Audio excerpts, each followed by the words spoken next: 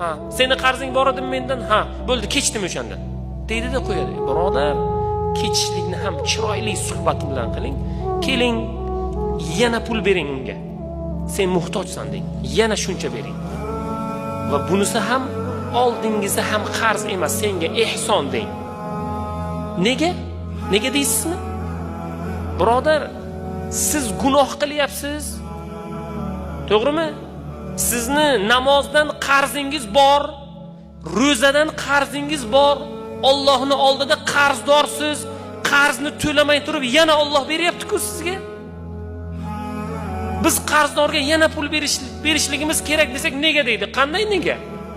Siz o'sha holatdasiz-ku o'zingiz. Qarzingiz mana shu yeringizgacha to'la olmaysiz uni. Bir umr ibodat qilsangiz ham to'la olmaysiz Allohga. Alloh yana beryapti-ku.